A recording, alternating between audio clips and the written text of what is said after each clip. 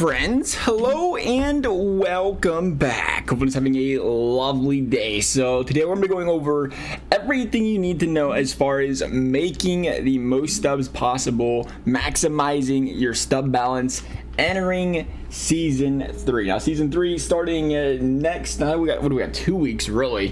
2 weeks until season 3, but we're talking about it now because we just seen the flash sale come out just yesterday, cranking the prices down. They announced it on Twitter, said it's coming out ahead of time. A lot of people are fire selling before that. Personally, we was just not in town at the time, so we couldn't maximize. You know, we sit on all the stubs all the time, say, hey, sit on the stubs. You know, we knew a flash sale was coming out either this week or last week, and it didn't come out last week, ended up coming out this week, so we sat on the stubs, waited patiently. Did end up, you know, getting some of our orders to fill that kind of, you know, we preset. A lot of them ended up surprisingly not going through. I thought we'd get a little bit more than we did. But, you know, I think we went about 500-600K worth of players. And as per the usual, I would expect to be able to, at the very minimum, double that 600K. We're going to continue investing as well. So this, you know, if you did miss the flash sale, we're going to go over some players. Me personally, still going to be buying into today that, you know, long-term investment, short-term investments, as you will.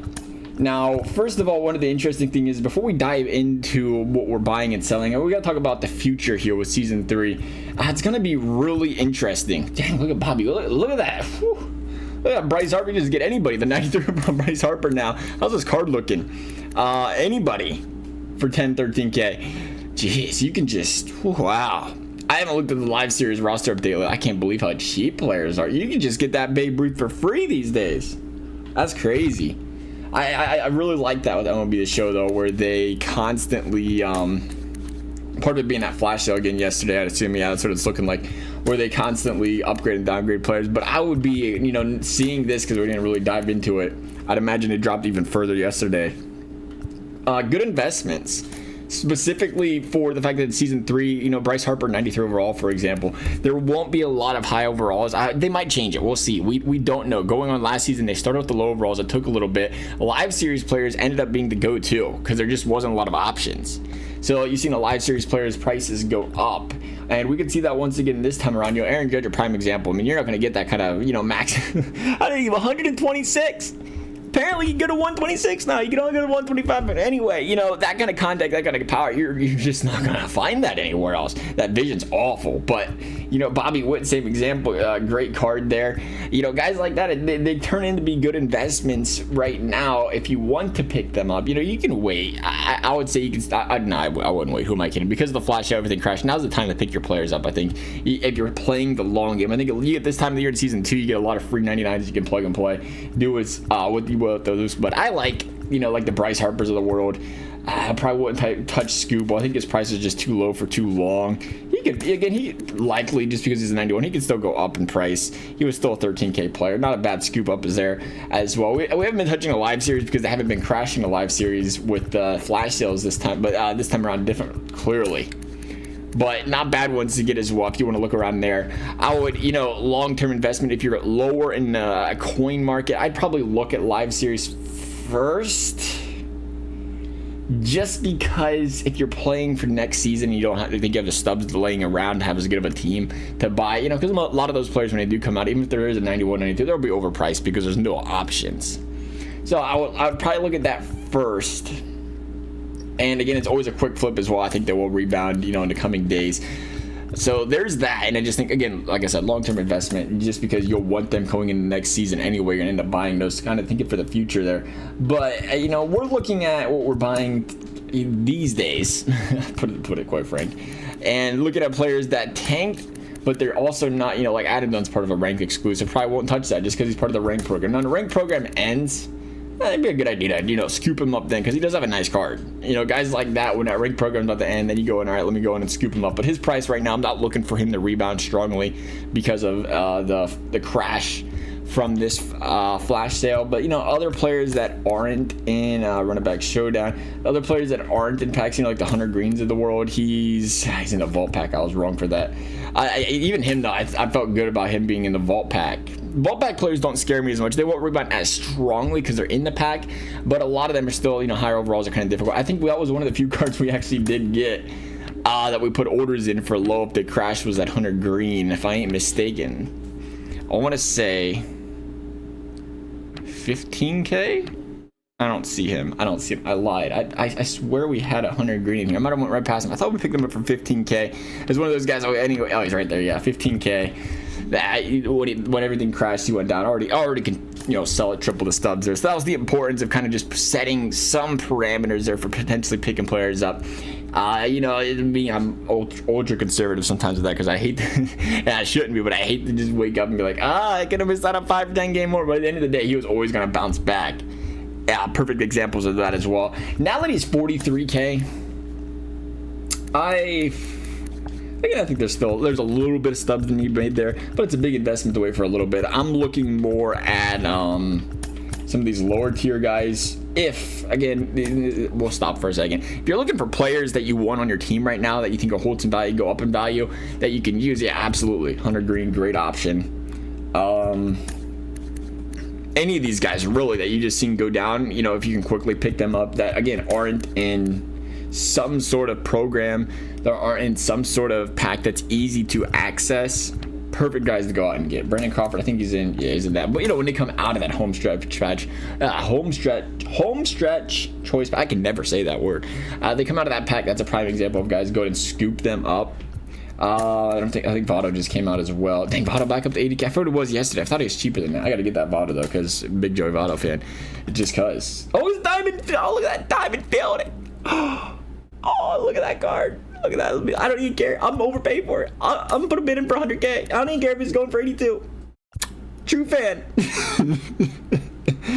I think Vita Blue was one though. Yeah, he's part of the collection series thing. But he was a guy we put a bid in for yesterday. I think we picked up one of those. Looking for guys. There's so many guys that are part of everything now, but there are still players out there that aren't. And if they are, another thing to keep in mind, like the draft series is a concern, because if you can get a bunch of draft packs from the Conquest, as long as the stuff's untradeable, it's not as bad. But anything that's tradable, anything that's in programs, anything that's in packs, it's going to be harder for those prices to go back up. But anyway, going to what we're particularly looking at, we always, at this point in juncture, the season, pretty much, I don't want to brag, but that. No other way to say it. I feel like we've pretty much mastered these tops now. We've mastered them since about week 2, and that's kind of where a lot of our stubs have come from. And just being quite simplex here, your JJ Bledays, your Bailey Obers of the world, these 5,800 players right now, no, they ain't going back up to 100K in 3 days. But I think you can get 20K, 25K in 2 weeks, 3 weeks, probably pretty easily. And it comes back down to how many stubs. Heck, who am I kidding? You could pay him for 5K now and sell him for 11K now. You can double your coins right off the bat. But it just depends. Later in the year, I don't feel like doing it as much, I guess. Just constantly grinding, or I just like to buy the players and put them back up. And when they sell instead of having to constantly 11, 48, 76, 75, 74, whatever, just keep undercutting people. But yeah, if you do have the stubs, even if you have 50K laying around that you just have on the side that you just don't plan on spending, these are excellent guys. I think Cal Rayleigh had a void. Yeah, he only had one up to 14. Cal Rayleigh, DJ Hers, for whatever reason, they flooded the market a little bit stronger when they first came out before. So they take a look. I think Garcia's the same way, because we're still sitting on a lot of them. We still have 19 of these. 19. We was waiting for them to get up to 15, 20K. They did get close to that, I guess. We get greedy. And the problem was I didn't have coins at the time. I was like, we'll just wait. I had nothing to lose. But, those they were going for 3 or 4K last time there was a crash. They took a while to kind of grind back up. But, even at 4K for 20K, 5 next to those coins, 100K turns into 500K, 500 into 2.5 million. Pretty good numbers. But they're a little bit slower grinding. I know most people don't want to lock their coins up as long compared to, I feel like a Bailey Ober of the world. You get him for a 58 now. I think 20, 30K is more than in the realm in a couple weeks. And to bring it up, because I know people will be worried about it. Well, it's season 3. People don't want season 2 cards. Right, but not right. Anybody that wants to play with their friends, plays co-op, you use any cards you want. Anybody that wants to still try to quickly complete these programs before the season's ending are still going to use these Tops Now players in the programs to eat them up. And that's the thing, too, is once season 2 ends, these cards leave the market. They don't leave the market. Well, they do leave the market. As I say, they can slowly just kind of trickle out of the market because people put them in collections, people put them in the program, and it causes the price to just keep going up and up and up. And the thing is, if anybody, everybody starts them somewhere else. If anybody wants to say, well, I want to go and go back and try to get that Frankie Lindor, he's my favorite player in the Mets. the first thing they're going to say is, well, I can go ahead and do these collections and quickly get, 16, 6, 6, 6, 6, 6, I get as quick as possible if I have the stubs later on, and they'll quickly buy them up even if the price is what it is, because it's just the convenience. You ain't got to grind it out. I can just buy it half of the program. Literally, I mean, you literally look, what is it, 16, 32, 38, 44, 50, and you can buy the whole program. You ain't got to do any of it. And if you're, again, if you get the stubs, who cares, right? That's what a lot of people will be thinking. So that's what causes those prices to continuously go up, because they're still going to buy them if that's just their favorite 99 that they have to have or they want to have, and they have the stubs to do it. So that's what causes those to go up, just to kind of explain that the best way possible. And meanwhile, the opposite is when there's not players that are part of stuff like that and they're in guaranteed packs or something. We're not seeing it in this one, but if you were to see like a draft pack or something of that nature that's guaranteed in the program and it's tradable, that's kind of what causes those prices to go down, because anybody can do the program all year long. You just keep trickling down. So we avoid stuff like that. But going back to the tops now, who we're looking at, that was kind of, again, we brought up like the Obers of the world, who we think would quickly go back up. I would probably take a look at things if we can find them. I mean, I don't mind like I think Sogard crashed last week. Sogard's done. I think we picked him up. I mean, he's still got room to grow. I think that's, again, something that goes up 10, 20K or so. But something I keep in mind as well is the ones that just came out in packs that weren't part of the flash crash because they're already in their current players, or they came out after. Those are always good ones to look at right away, because they can just start instantly going back up 17. I don't think they see the same flight though. You can feel safe to say, you look at it and say, oh, I'm going to lose, stubs because they're so much more expensive than the rest. Well, probably not. If you're looking for, again, players to use for the time being that can go up in price, I like all the 99s. If you find what you like, pick it up, feel comfortable that they're not going to crash in price just because the rest of these did. Because it's just kind of, they're separated from the event. But, the Josh Bells of the world, I don't hate the Josh Bells. Again, he was up to 39K. Well, it happened like that again. Time will tell. Could be 3 weeks, could be 4 weeks, could be 2 months. And that's why I say, again, we're trying to think of 1 to 2 week span, because I know a lot of people don't unlock their coins into those players. But, it's possible. Anything's possible. That's why I like to keep like 4 or 5 players. If I bought like 20 of one player, I'll keep like 4 or 5 around and slowly sell them off, because you never know what happens. We really sold, it was Estes. I sold Estes for 60K the other day, or 70K the other day. We had a lot of them slowly over time, though, kind of sold them over time. And, had 1 or 2 left, and I go, well, you know what? There's very, very, very few up. And that's why you keep them, because 2 players, 150K, you could have sold 10 of them for 15 and been like, I'm happy with that, but 2 of them for 150. So, if you have that flexibility kind of thing, you do that. But I know most people in general are like, what can I get rid of? I don't want to use these players. How do I get rid of them as quick as possible? So we're looking at the Wilsons, Tommy Pham. Not as big of a fan. I mean, he'll probably a fan. He'll bounce back, but a little bit slower, I think. I like a lot of the guys that haven't been in packs for a while. They're all good ones, though. At the end of the day, they're all good. I'd feel comfortable with any of them. Minus, again, we already brought up the ones that I'd be worried about. The 3K players, they'll go up. They'll just take a little bit longer than the rest if you're looking to quickly flip. Because, again, most people ain't using them. So it's not like, the second I get rid of these, make a profit, and get rid of them. The rest of them's like, we can find a spot for them for a little bit, trade them in for a little bit.